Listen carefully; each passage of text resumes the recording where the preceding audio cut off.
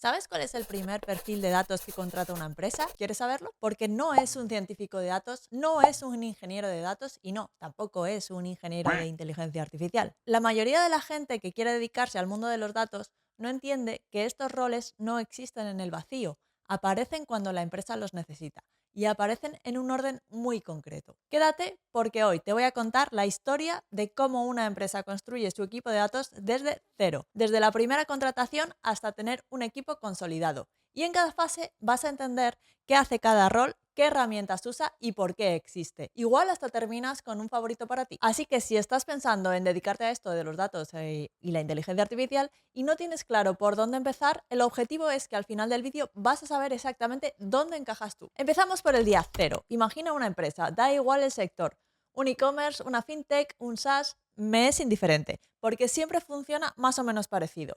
Pues esta empresa lleva unos años funcionando, tiene datos de ventas, de clientes, campañas de marketing, incluso uso del producto, si tiene un producto, pero nadie los está mirando. Nadie está mirando estos datos. Las decisiones se toman por instinto, por experiencia o peor, por la opinión de quien habla más alto en las reuniones. Un día alguien en dirección dice, necesitamos hacer algo con nuestros datos, algo. Y ahí empieza todo. Fase 1. El analista de datos. La primera persona que contrata casi cualquier empresa cuando quiere hacer algo con sus datos es un analista. ¿Por qué? Porque el primer dolor siempre es el mismo. No sabemos qué está pasando, no sabemos por qué caen las ventas, de dónde vienen los mejores clientes, qué campañas funcionan y cuáles son tirar el dinero. El analista de datos es el detective del equipo. Su trabajo es mirar los datos, encontrar patrones y traducir números en decisiones que la gente de negocio pueda entender. En su día a día se mete en las bases de datos utilizando SQL, construye dashboards en herramientas como Tableau, Power BI o Looker y presenta informes que responden preguntas, las preguntas concretas del negocio. También usa Excel, que nos guste o no sigue siendo imprescindible, y cada vez más empiezan a utilizar Python o R para análisis más complejo. Lo interesante del analista es que no necesita venir de una carrera técnica pura. Muchos de los mejores analistas que conozco vienen de administración de empresas, de economía, marketing o incluso periodismo, porque dentro del periodismo está el llamado periodismo de datos, que es una rama en sí mismo. Lo que necesitas para ser analista es curiosidad, pensamiento crítico y algo que se subestima muchísimo, que es la capacidad de comunicar, el storytelling. Porque un análisis brillante que nadie entiende, pues no sirve para nada. Te dejo por aquí un vídeo sobre qué hace un analista de datos y cómo convertirte en uno. Además, hoy en día con la inteligencia artificial generativa, el analista puede hacer preguntas sobre datos en lenguaje natural, sin ni siquiera tener que escribir consultas SQL y obtener respuestas casi instantáneas. Pero, aunque no tenga que escribir la propia query en SQL, el analista es quien sabe si la pregunta era la correcta y si la respuesta tiene sentido o no en el contexto del negocio. Y durante un tiempo, el analista, él solito, se las apaña. Conecta datos como puede, hace virguerías con ficheros CSV, monta sus propias hojas de cálculo, hasta que un día dice, yo no puedo más con esto, los datos llegan tarde, me paso el 80% de mi jornada limpiándoles y cambiando el formato, cada fuente tiene un formato distinto y es que no me da tiempo a analizar nada. Fase 2. El ingeniero de datos.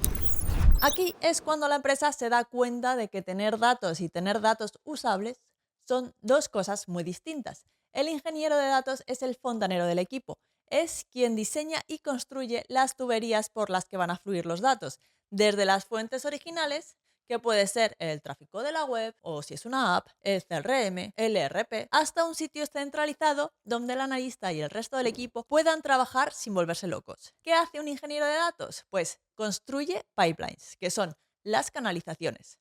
Son procesos automatizados que extraen datos de distintas fuentes, los transforman y los cargan en un data warehouse, que es como un almacén. Estos procesos de extracción, transformación y carga, o extracción, carga y transformación, es lo que se conoce como ETLs o ELTs, estas canalizaciones.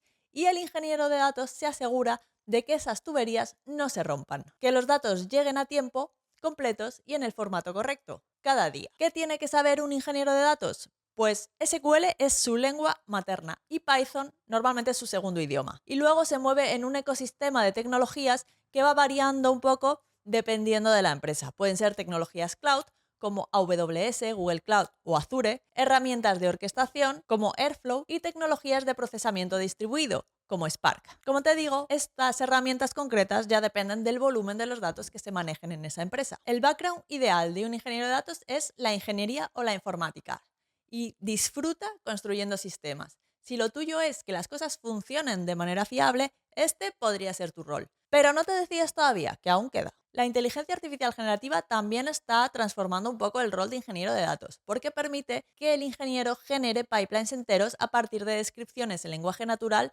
multiplicando su productividad. Ahora construye en horas lo que antes tardaba semanas. Vale, pues ahora la empresa, que ha contratado también un ingeniero de datos, tiene tuberías robustas que hacen llegar datos fiables al analista, que está más contento. Los datos fluyen, pero surge un problema nuevo. El ingeniero construye tablas pensando en rendimiento y estructura técnica, y el analista necesita tablas pensadas para responder preguntas de negocio. A veces hablan idiomas distintos, y entre la tabla cruda del ingeniero y el dashboard del analista hay un vacío que nadie está cubriendo. Fase 3. El Analytics Engineer. El Analytics Engineer es un rol bastante nuevo que nació precisamente para resolver este problema. Vive en la frontera entre la ingeniería de datos y el análisis de datos.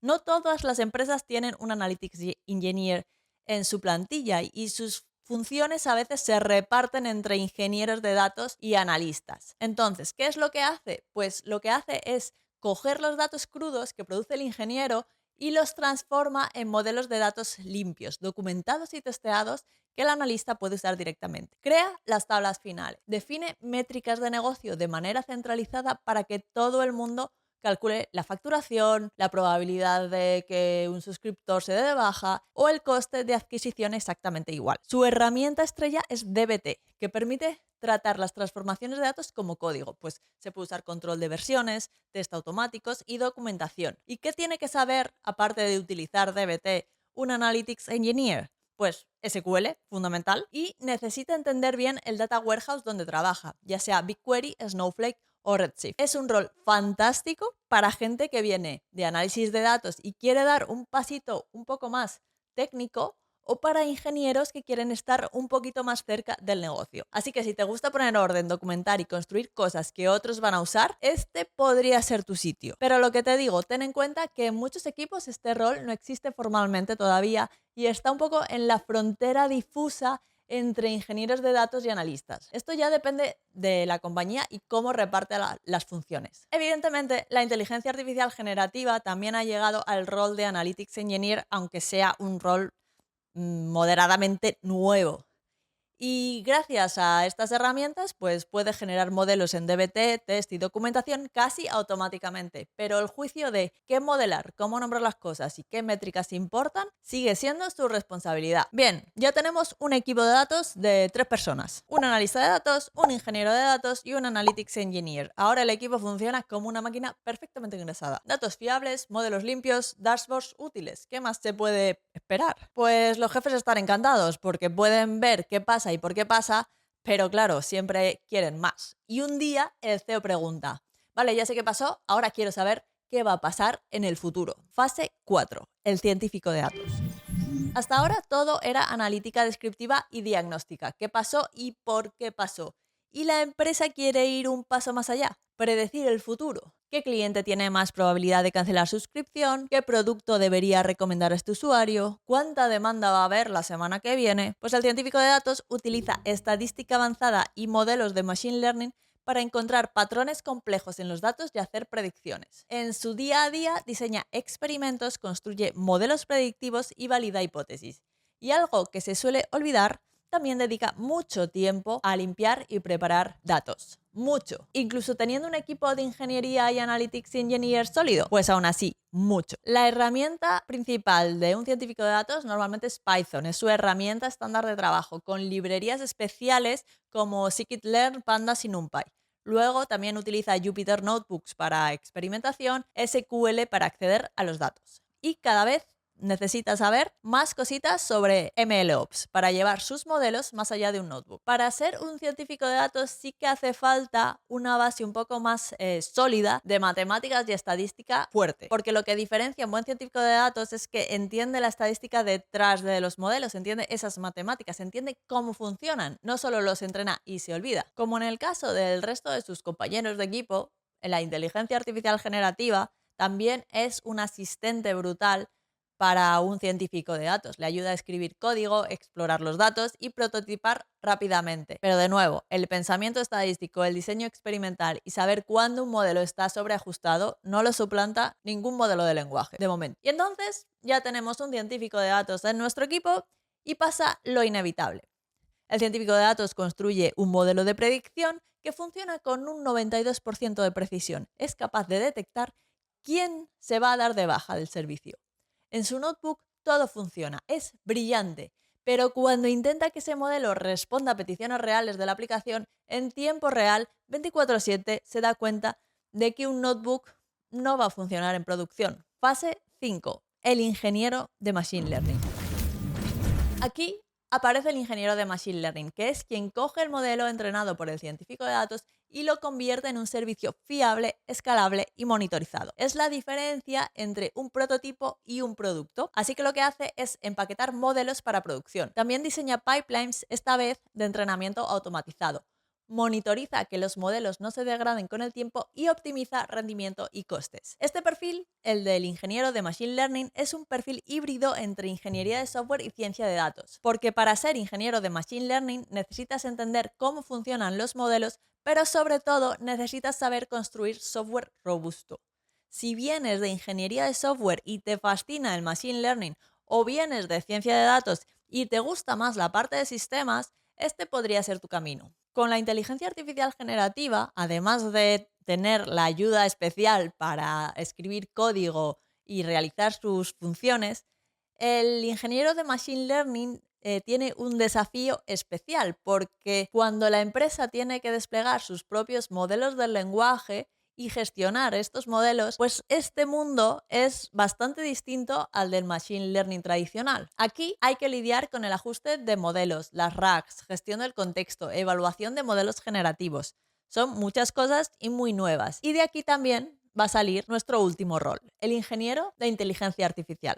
Este rol depende un poco porque puede ser que se dedique a tunear modelos del lenguaje específicos sobre los datos de una empresa, ya que la empresa quiere sacar provecho de sus datos no estructurados, como documentación, por ejemplo, o la empresa quiere empezar a construir productos inteligentes directamente, fundamentándose en modelos de lenguaje de grandes empresas. El ingeniero de inteligencia artificial es el rol más nuevo del mapa, tan nuevo que hace 3 años ni existía.